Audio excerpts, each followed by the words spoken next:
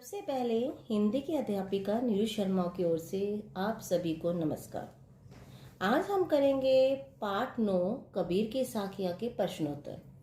मेरा प्रयास यही रहा है कि आपको सरल भाषा में जो प्रश्न के उत्तर हैं वो उपलब्ध हो जाएं। तो पहला जो हमारा क्वेश्चन है उसे देखते हैं कि तलवार का महत्व होता है म्यान का नहीं। तलवार आपको पता है क्या होती है और म्यान क्या होती है जिसमें तलवार रखी जाती है। उक्त उदाहरण से कबीर क्या कहना चाहते हैं स्पष्ट कीजिए। तलवार का महत्व होता है म्यान का नहीं। इस उदाहरण से कबीर कहना चाहते हैं कि महत्व सदा मुख्य वस्तु का होता है। जो मेन वस्तु होती है उसका हमेशा क्या रहती है, वैल्यू। जैसे हम तलवार लेना चाहें तो उसकी धार देखकर उसका मोल भाव करेंगे। हम क्या देखते हैं, तलवार खरीदते हैं तो हम उसकी धार देखेंगे तभी हम उसका मोल करेंगे। उसका म्यान कितना भी सुंदर क्यों ना हो उसकी ओर हम ध्यान नहीं देते। वैसे ही साधु संतों के ज्ञान की महत्व होती है।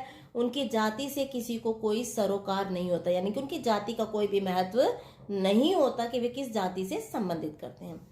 नेक्स्ट क्वेश्चन है पाठ की तीसरी साखी जिसकी एक पंक्ति है, मनवा तो दहु दिसी फिरे यह तो सुमरन नाई के द्वारा कबीर दास जी क्या कहना चाहते हैं। पाठ की तीसरी साखी, मनवा तो दहु दिसी फिरे यह तो सुमरन नाई, इस पंक्ति के माध्यम से धर्म के नाम पर, किसके नाम पर, धर्म के नाम पर किए जाने वाले आडंबरों या दिखावों का विरोध किया गया है।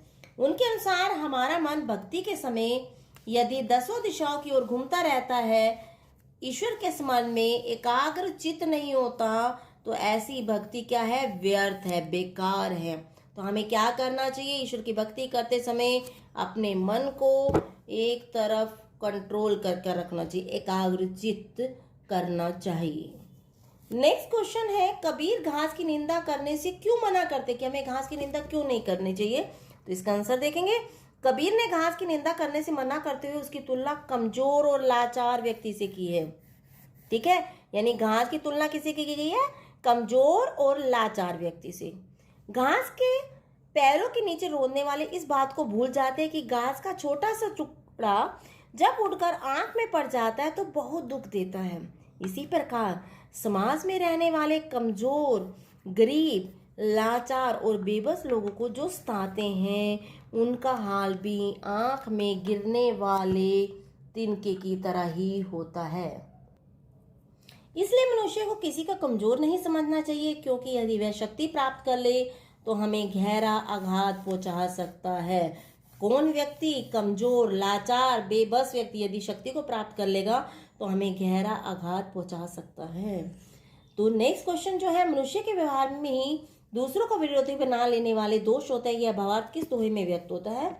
तो हम देखते हैं, कबीर दास ने अपनी एक साखी में बताया कि संसार में कोई किसी का वैरी यानी कि दुश्मन नहीं होता, हम अपने व्यवहार से ही मित्र और शत्रु बनाते हैं। ठीक है ना। इस भाव को कबीर दास ने इस दोहे में बहुत सुंदर तरीके से प्रस्तुत किया या व्यक्त किया है। वो दोहा कौन सा है, क्योंकि कबीर दास के दोहों को ही साखी कहा जाता है तो हम दोहा प्रयोग कर रहे हैं शब्द का। देखते हैं कौन सा है वो दोहा। जग में बैरी कोई नहीं जो मन शीतल होए, या आपा को डारी दे दया कर सब कोई। आपका नेक्स्ट क्वेश्चन इसी से रिलेटेड है, या आपा को डारी दे दया कर सब कोई, ऐसी वाणी बोलिए मन का आपा खोए। यहाँ पर दो जगह आपा शब्द का प्रयोग किया गया है।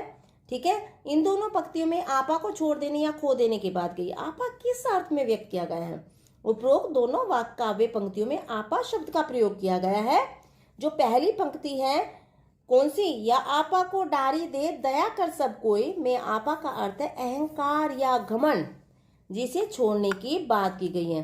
ठीक है, आपा को डारी दे मतलब घमंड को त्याग कर देना चाहिए। और दूसरी पंक्ति जिसमें कहा गया मन का आपा खोए, इसका मतलब क्या है, ऐसी बानी बोलिए मन का आपा खोए में भी आपा का अर्थ घमंड ही है, जिसके विषय में कवि ने कहा है कि हमें मन के अहंकार का त्याग कर मीठी वाणी का प्रयोग करना चाहिए। यानी कि मन का आपा मतलब मन के अहंकार को त्याग दो और यानी कि मीठी का प्रयोग करें। नेक्स्ट क्वेश्चन हमारा जो है, आपके विचार में आपा और आत्मविश्वास में तथा आपा और उत्साह में कोई अंतर हो सकता है, स्पष्ट करें। तो आपा और आत्मविश्वास में क्या अंतर है वो देखते हैं। आपा का अर्थ होता है अहंकार, जो हम पहले भी पढ़ चुके हैं। तो आपा का अर्थ क्या है? अहंकार।